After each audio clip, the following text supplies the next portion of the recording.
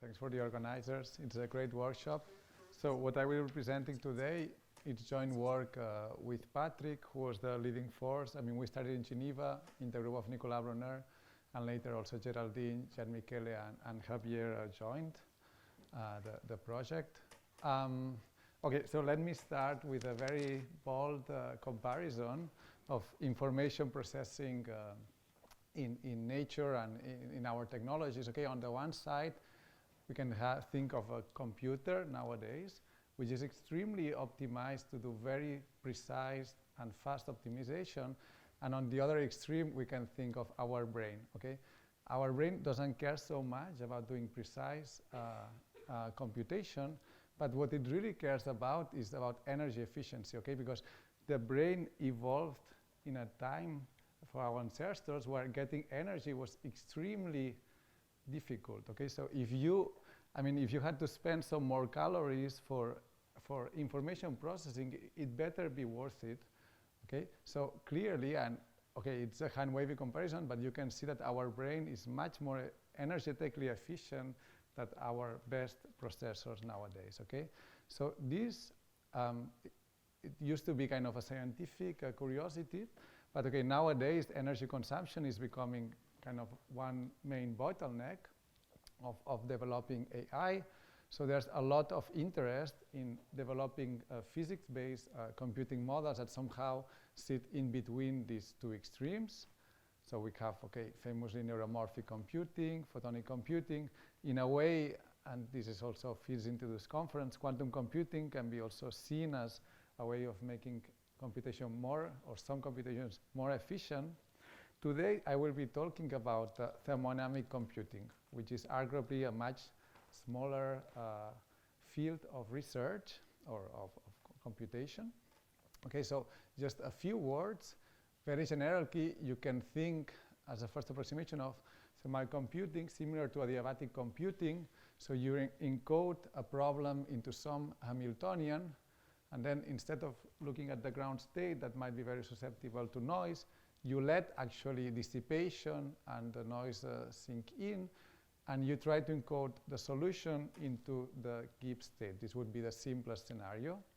Even in this very simple scenario, there are some results showing that for classical systems, so no quantum systems here, but you might have an advantage in linear operations, okay? And in a way, it can be seen as a trade-off, so you do the computation less precise, but you can do it faster. Here, what I will be looking at is non-equilibrium steady states, okay? So the state that encodes the information is no longer a Gibbs state, but is a more complex state that allows for currents between the different reservoirs. And I will be discussing very briefly two works that basically show how to do a universal computation with non-equilibrium steady states. And they are very different in a way, okay? So let me start by the first one. So this was a bit kind of started like a side project. So because it's really, we are trying to connect in a way very different things. So one would be thermal machines. So I worked a lot on quantum thermodynamics and with computation, okay? And we were actually, the initial goal was a bit naive. We wanted to see if we could do computation with heat, okay? And okay, making the long story short, so this Gerard already presented this morning, and Natalia, so what a perceptron is. And basically what we managed to do is to realize a perceptron into a non-equilibrium steady state, okay? And the idea goes as follows. So a perceptron, basically you have some inputs, you do a linear operation, and then you do a nonlinear into the output. And here, the idea is, okay, the inputs will be temperatures, okay? You are cold or hot. This is your bits.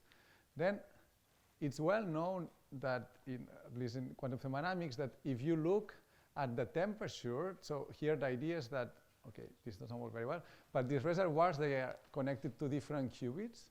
And if you look at the temperature or effective temperature or virtual temperature that this output, this qubit here, Z equilibrates to, it's kind of a weighted sum of the input temperatures, okay? It kind of makes sense. You put a system of interacting qubits with many different baths, and the effective or virtual temperature is a linear combination, okay, the same as in the perceptron. So it's a linear combination of the input temperatures. And these weights here, now you can play with the qubit energies, okay? So you see by changing the qubit energies and the interaction, you can perform this linear transformation. And then the nonlinear, okay, it's a bit more tricky, but it can also be done. So if you connect it to yet another reservoir and you tune things smartly, the output temperature of the reservoir, it can be seen that it's basically the same as a perceptron. So, okay, in summary, using these quantum thermal engines, we saw a way of implementing a perceptron. Okay, so this is a bit the summary of this first work. And then, okay, we applied it to different problems. So, for example, a very simple NOR gate. So this would be the typical one, and this is the same but done kind of in temperature. So you see you get either hot or cold, the way you would like your gate to work. But we can also do more complicated operations. For example, here free majority. But always it will be, I mean, perceptrons, we know they are limited, and they are limited to linearly separable functions. If you want to go beyond, you want to do more complex function, well, then we know well from neural networks that what you have to do is combine different perceptrons, okay? And with this, you can do more complex functions. And this was a very brief summary of this first part of this first paper, which basically was a kind of analog implementation of a perceptron with steady state. Okay, after finishing this, so we realized there were many challenges. So this model, it may be conceptually nice, but you really need to fine-tune many-body interactions, so it's not very practical. Something that bothers us a lot was that, I mean, if you want to connect perceptrons, you need timing. I mean, Gerard explained this in the morning, but if when you work with steady state, somehow you would like that this happens naturally. So you would like this to happen autonomously, that you put the perceptrons together and they do the computation. But actually, because energy flows go in both directions, this doesn't work well, okay? So it was very difficult to combine. And then, of course, then encode it into the temperature is not ideal. So this brings us to the second part of this work. So this we put yesterday on arXiv, actually. And here, so we were trying to address some of these challenges. So the idea is that we have a network, okay, composed by, so the inputs now we will think that they are chemical potential. It could be temperatures in principle. And then we have these finite reservoirs along the network whose chemical potential will evolve depending on the input potentials. And this will be governed how this chemical potential evolves by some transport channels. Okay, so we could think, for example, that we have a quantum dot here. So a dot that connects the two finite size reservoirs. Okay, so now these are finite size, so the chemical potential will evolve in time, and we will have some output. So basically, this thermodynamic network will be composed by finite size reservoirs and transport channels. Okay. Now, indeed, the encoding happens into the chemical potential, and now computation happens through the dynamics of the network, okay, how it reaches a non-equilibrium steady state. So as I mentioned before, now the flow of information goes both ways. So there's really, until you reach the steady state, there's energy flowing around in both directions. And this is very crucial because if you want to learn, I mean, now it's not like we are mimicking that each of these steps is a perceptron, right? I mean, really the whole network is behaving as a whole, and we have to learn how to train it, and you need different methods, okay? So in standard networks, we use backpropagation, but here we need other methods. So we were using two that are known, like equilibrium propagation and implicit differentiation, which are methods that allows us to train these networks that are based on equilibrium or steady states, okay? So this is a bit the framework. And now the question that we wanted to address, the main question, is how does the physics complexity, so the complexity of the network, relate to the expressivity of the computation, so to universality. Okay? So to understand this, let's start in the linear response regime. So in the linear response regime, basically we can think that all the chemical potentials or all the temperatures, they are similar, okay? So that the currents, basically they are proportional to the difference of linear potentials. And then it's very easy to understand that the outputs, okay, whatever we get this, will be a linear combination of the inputs. So all we can do here, okay, it makes a lot of sense, is linear operations.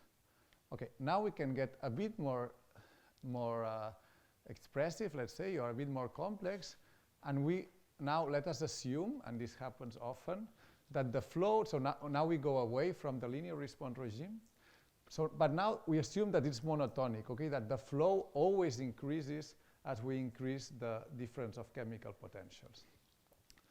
So in this case, it can be proven that you have some ordering between the chemical potentials. So if you start with some ordering in the inputs, this will be preserved through the whole evolution and in the outputs. And interestingly, what leads is that we can only approximate monotonic functions. So we have a complex landscape of the non-equilibrium steady state, but it's limited to monotonic functions. Okay, and then we go to the non-monotonic regime, where you can have some kind of saturation. So this means that at some point, if you keep increasing the difference between the chemical potentials, now suddenly the flow of particles, so it kind of saturates and it can even decrease. Okay, and this is known as negative differential conductions. And now the crucial result, okay, of our paper was to show that the moment you have negative differential conductance, okay, you can think of the different transport channels, and okay, it's not all of them need to do it, but let's say only one or a few have negative differential conductance, then suddenly it leads to universal function approximation, okay? So now this type of networks, kind of physics-based, they are universal approximators, okay? So we could identify what is a crucial ingredient in terms of transport or steady state, which is negative differential conductor. And now let me show you some results. So a minimal example would be to do the XOR gate, because then we know that a single perceptron cannot do it. And indeed, if we stay in this cooperative regime, it doesn't matter how you train the network, but it won't work.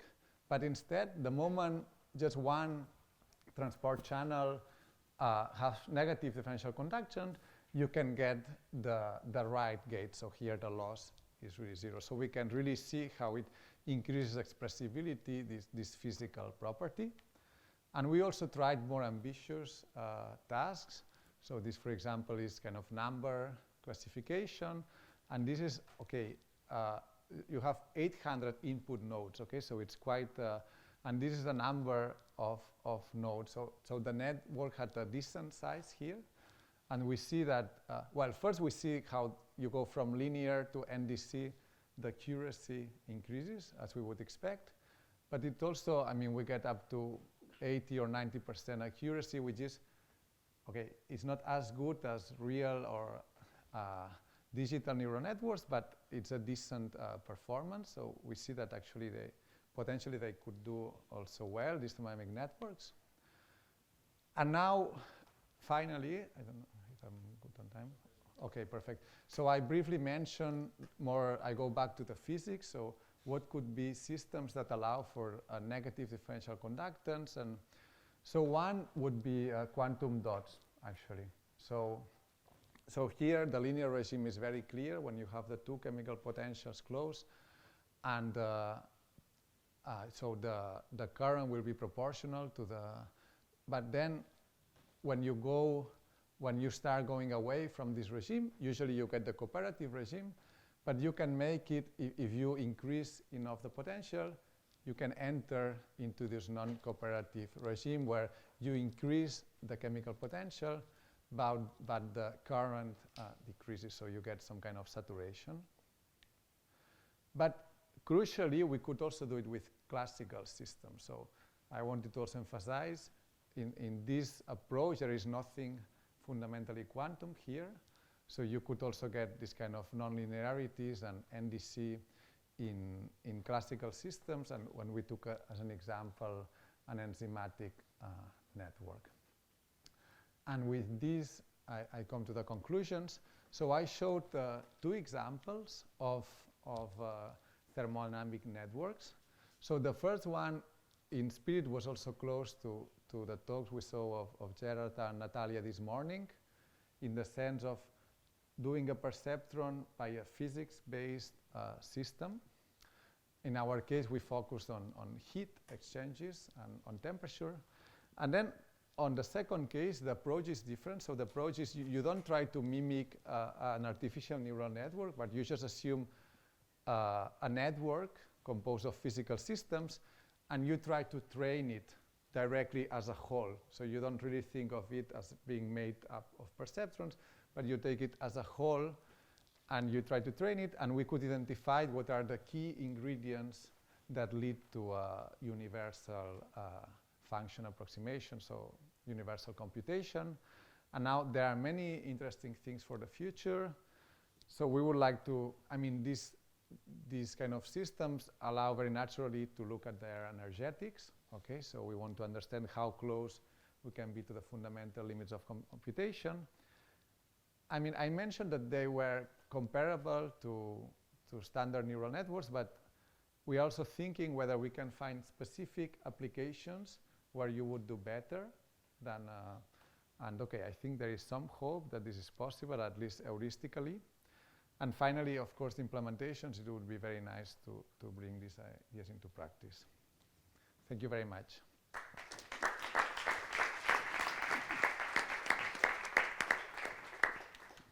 Okay, a few questions. So yeah, we start with Gerald. Oh, thanks. That's We have quite a bit of time for questions, so don't hesitate to.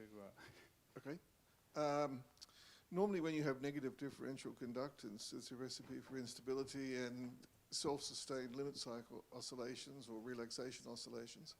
Do you see any evidence of self-pulsing in your system? Sorry, I didn't. Normally, when you have negative differential conductance, yes, you get self-pulsing and limit cycles in relaxation oscillations. For example, microwave sources generate microwave fields through self-pulsing and limit cycles due to negative differential conductance. Does this system exhibit self-sustained oscillations as a limit cycle? To the best of my understanding, no. I don't think we saw. In a way, you don't have active control, so you have a single steady state that doesn't show. But okay, maybe we can discuss later. I don't know if I. In limit cycles, there is an attractor, but it's not a fixed point. It's a one-dimensional oscillation. So it's not present into okay, yeah. That's fantastic talk. Thank you. I love your array of thoughts, actually. So does it? How does the connectivity influence? So that there you have a very particular connectivity, yes. but would others work? Yeah, it's a very good question. So far, it's been kind of heuristic search. Like for XOR, we had an intuition of what you were looking for. For the classification, not really. Like we have the 2 hidden layers, so I don't have a good answer. Okay, thank you. Thank you, Martin, for the talk. I already read the paper. I found it's quite an interesting one. A quick two quick questions. First of all, what about bosonic systems? How would it change, or would it make an advantage to consider, let's say, like qubits as an example of the bosonic system and bosonic bus and like? Yes, we are motivated by quantum dots for obvious reasons of kind of more implementations, but I don't see the problem if you would go to qubits and bosonic bath, as long as you can get this negative differential conduction, which might be tricky and you might need interacting systems, then I think can perfectly work. Yeah. Okay, and quick question. If we consider like a CNOT gate implementation, would it kind of make sense, or would it be challenging in your setup? Because you showed an example of XOR gate, and I'm wondering as well. Yeah, it's a good question. I mean, yeah, we were not really thinking of quantum computation, Okay, well, but we could more take classical later. tasks. So if we're quick, we can probably have 2 more questions. So maybe there, and then Juan here. But I don't know if Cami, you want to take your time to to come down while we do the questions. Once you add the negative differential conductance, I'm wondering if it impacts the training time. I can imagine you having local minima. Maybe you try to train to the wrong answer. Can you talk about, expected training time once you add that element? Yeah, again, very good question, and I'm afraid I don't have a. Indeed, I mean, with a student here of mine, we are looking at this, and so far it's only kind of heuristics idea. We don't have a clear quantitative connection between when you have NDC that it suddenly gets much more difficult to train, but yeah, it's a good point. Quick question and quick response. For me, the signature of non-equilibrium is the presence of currents, because if you look at populations, well, you can always find a Hamiltonian. So what is the role of the currents here in your approach? Or they don't play any role? Okay, I went a bit quick into describing kind of the physics, but the currents are crucial because, I mean, you start from some input, and then these are finite size reservoirs. So because of the currents here, these chemical potentials, they evolve in time. So it's really... Currents in a steady state? No, once you reach a steady state, we don't, no, they don't play. Okay, no, I don't think they play a role. Okay, great. So thank you. Thank you. Again.